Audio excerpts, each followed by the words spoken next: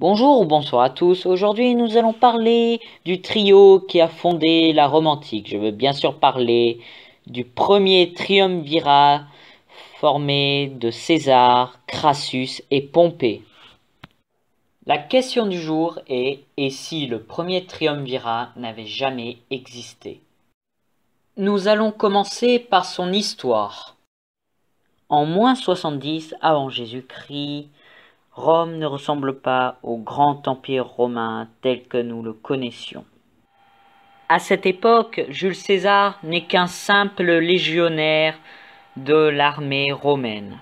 Jules César gravit les échelons pour commander ses propres bataillons. Il fut sous le commandement de Crassus, un riche homme qui voulait devenir politicien. Le seul moyen pour lui d'être politicien était d'avoir été dans l'armée.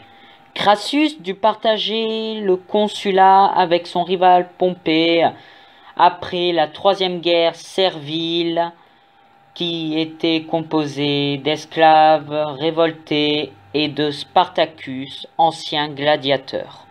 Jules César créa le premier triumvirat de l'histoire en réussissant à s'associer avec Crassus et Pompée malgré leur rivalité. Pour que Pompée accepte de rentrer dans le triumvirat, Jules César dut donner la main de sa fille à Pompée. Grâce à cette alliance, l'Empire romain tel que nous le connaissons aujourd'hui a pu voir le jour. En 53 avant Jésus-Christ, Crassus fut battu et tué par les Parthes. En plus de ça, Julia, la fille de Jules César, mourut et l'union familiale entre Pompée et César fut annulée. En -49 avant Jésus-Christ, César entame alors une campagne contre Pompée pour prendre le pouvoir. Il le vint à Pharsale en 48 avant Jésus-Christ.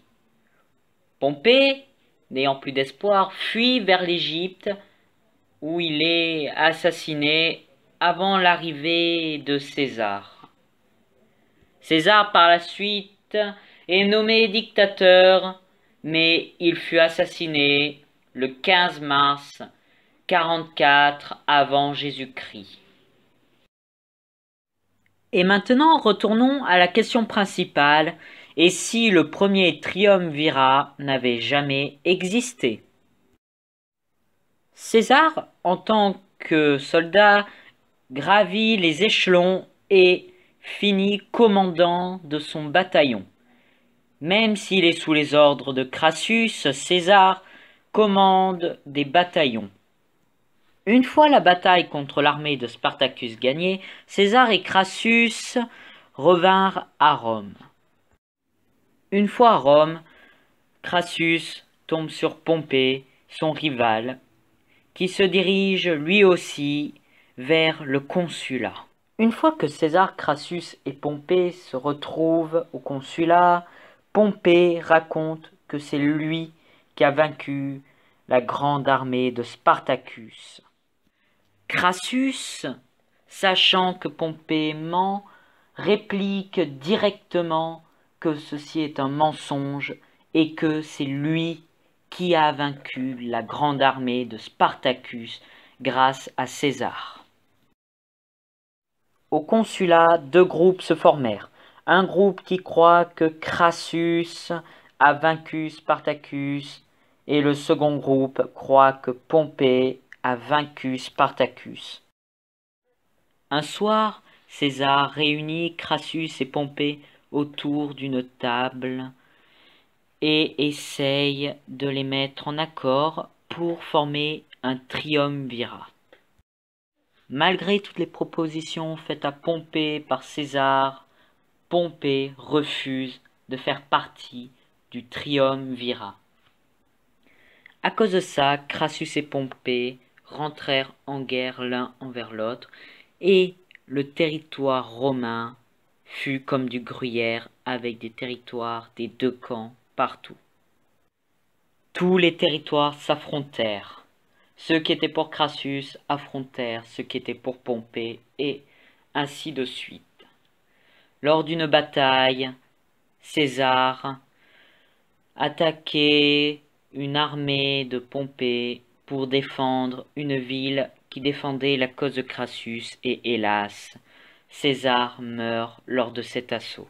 Crassus, triste par la perte d'un si grand homme tel que César, décida de réunir le plus de troupes possible et de marcher en direction de Rome qui était sous l'emprise de Pompée et de le détrôner une bonne fois pour toutes.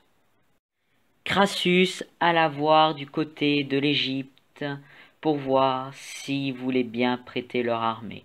Cléopâtre, étant une très grande amie de César, décida d'attaquer Pompée avec Crassus. Les armées de Crassus et Cléopâtre récupérèrent du terrain sur les territoires de Pompée.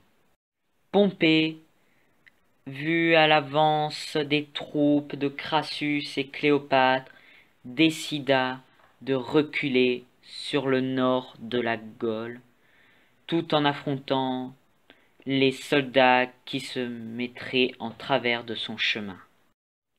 Crassus et Cléopâtre récupérèrent tout le territoire méditerranéen. À la fin de ce conflit, lorsque Pompée quitta l'Empire romain, Rome et les autres villes de l'Empire furent à sang et à feu. Et c'est la fin de la vidéo. J'espère qu'elle vous a plu. Si c'est le cas, laissez un like et abonnez-vous.